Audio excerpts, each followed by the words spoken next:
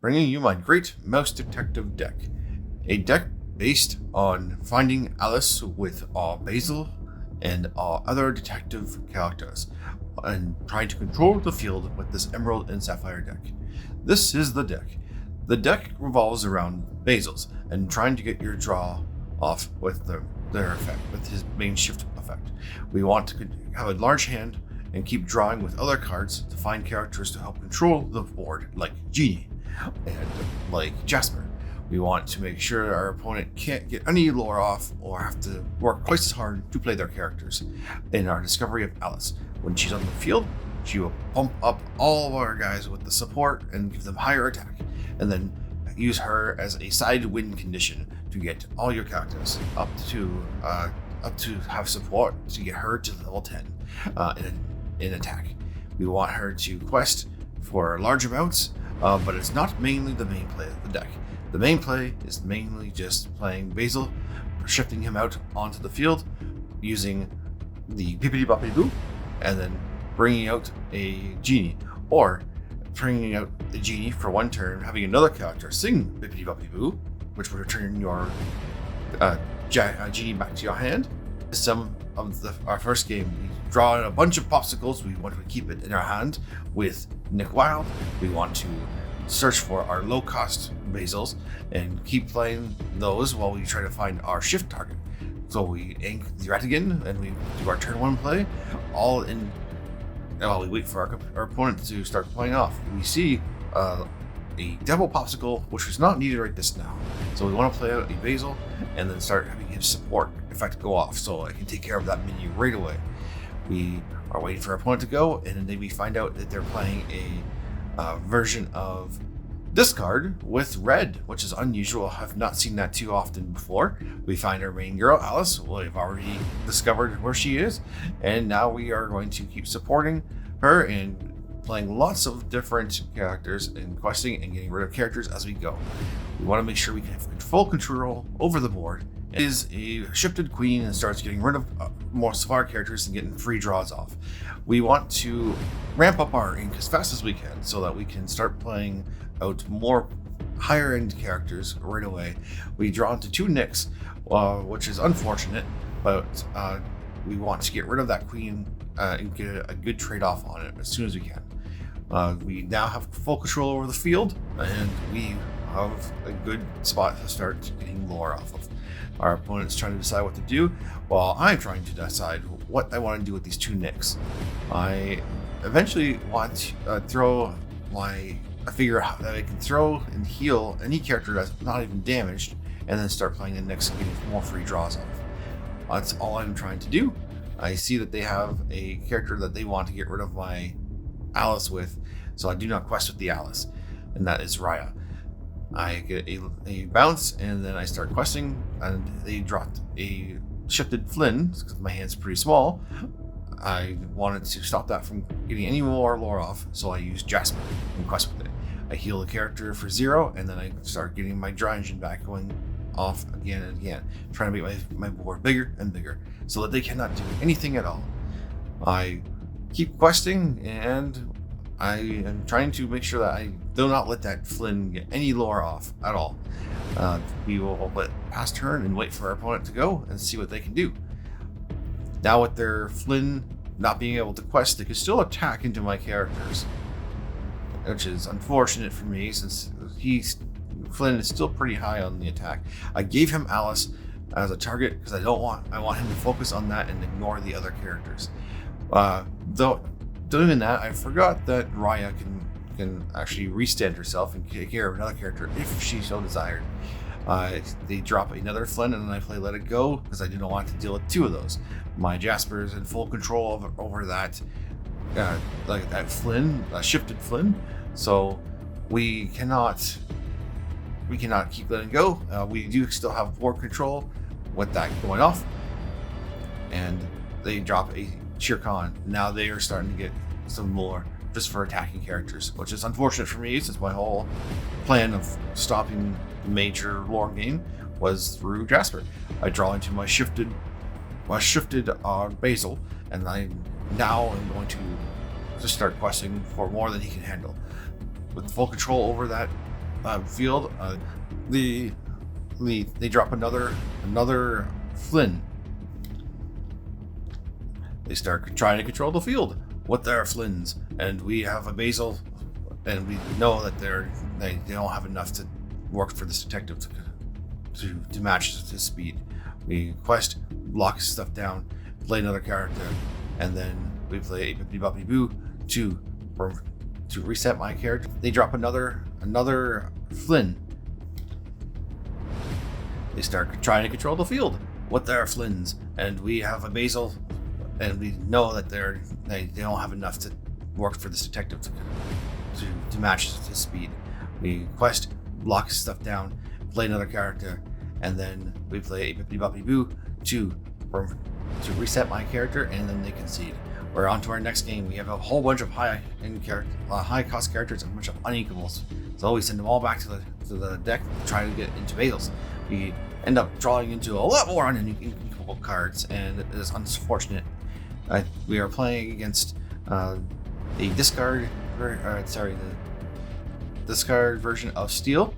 We want to make sure our hand is empty as fast as possible, because we know that they are trying to play shift characters as fast as possible if they get a Bucky. We put a card down and they drop a Bucky, which we know exactly that's going to happen, since we are big fans of the discard deck here in XTG Kingdom. We throw down a bunch of characters as much as possible, ink more, play out more, and try to outpace the opponent. With that, we continue to ink and try to keep the board control as much as possible, but they are dropping their first shift character, which makes me discard a card. I choose one of my uninkable cards to get rid of, and then go from there.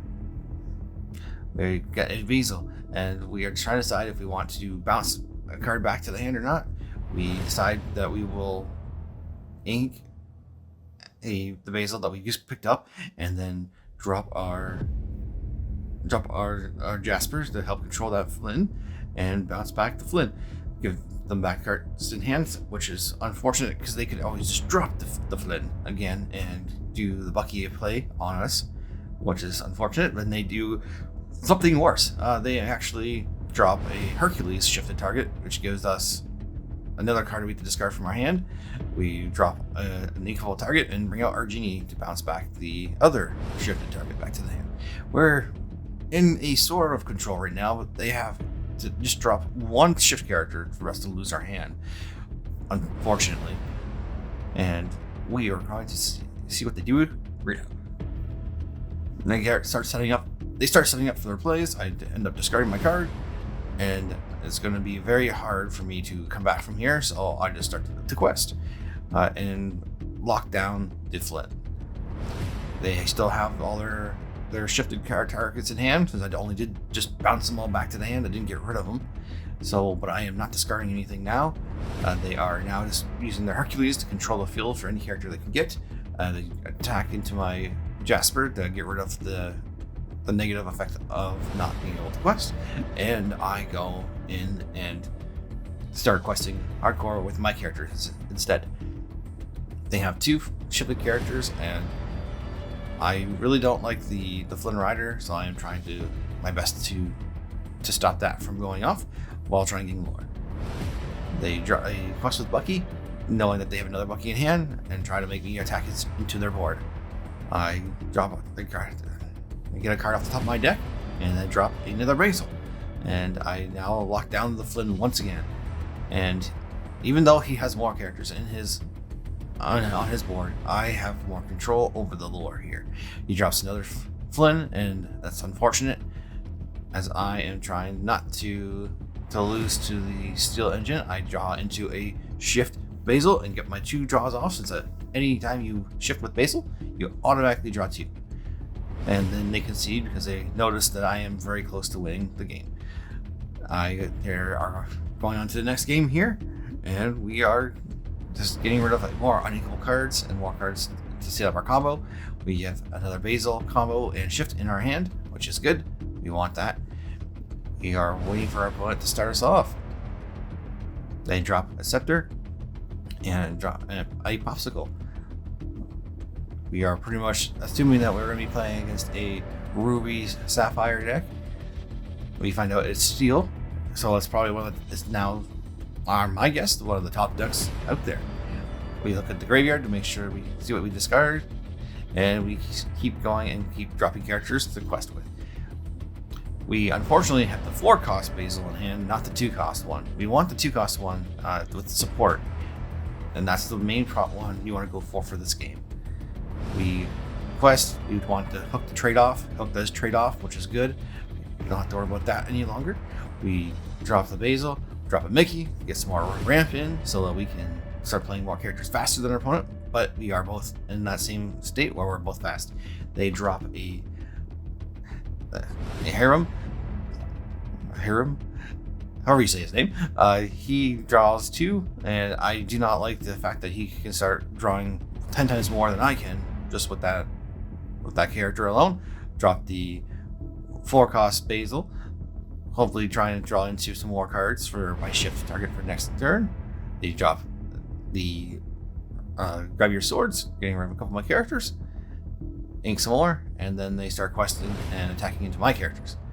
I'm in an unfortunate spot right now where my characters are just being taken out on the board, and I don't have field presence. I decided to shift over my Basil, even though my character's already hurt, to get some draws off.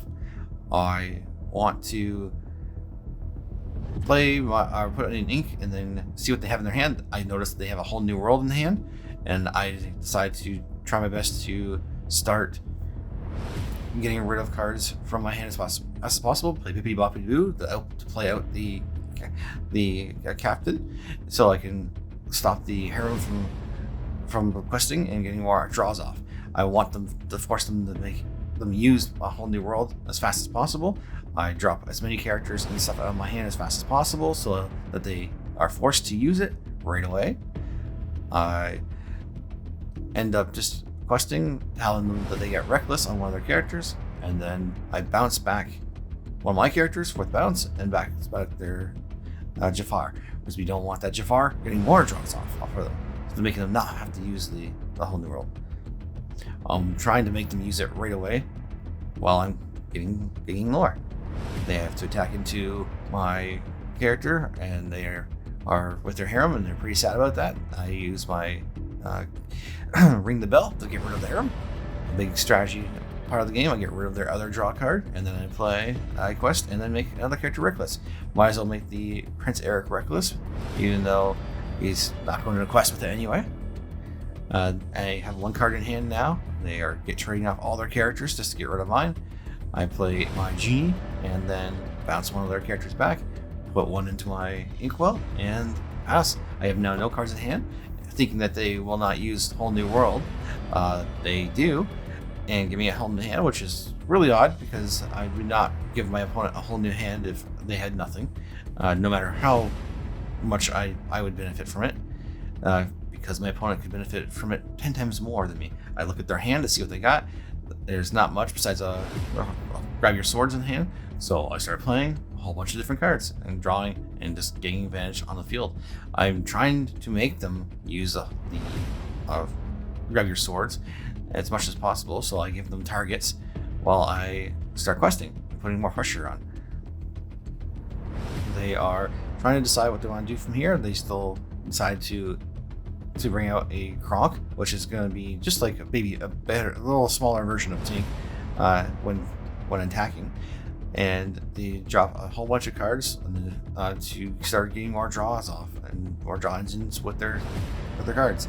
I end up bringing out another like Genie. I play Bippity Boppity Boo to return a Genie by singing it, and then return Genie to the field. And I could always do that, or I could just bring out a captain and then make something reckless. I make the harem reckless, and I start questing with more of my cards. And then I play out the Let It Go to get rid of the Captain Hook there, because I don't want him having +3 damage on any of my characters. I'd rather him use up his 5-cost grab your swords. He unfortunately drew into another one, which makes it really awkward and bad for me. The harem cannot draw now, and he's stuck on a character that is going to just be having to do attack into my characters. He's just inking as much as possible. I get another obstacle off the top of the deck. I heal up my after questing. I heal up my captain from all his damage that he was dealt. Target his harem, make sure he can't attack again with it, and then I start playing more cards out. I did not realize that I had more cards. I could have played the genie, but I was holding it back to see if there was anything else that he would drop that's big, like the Kronk that was in his hand. He has the Robin Hood. I have one card in hand, so he draws one, and he drops the Kronk into the ink. So now I no longer have a fear of the Kronk that could potentially hurt my characters a lot. I bring out a Basil, and I bring out the genie. I bounce the Robin Hood back to the hand now that I have no cards in hand, and they concede. Thanks guys for watching. This is XTCG Kingdom. Like and subscribe, and bye.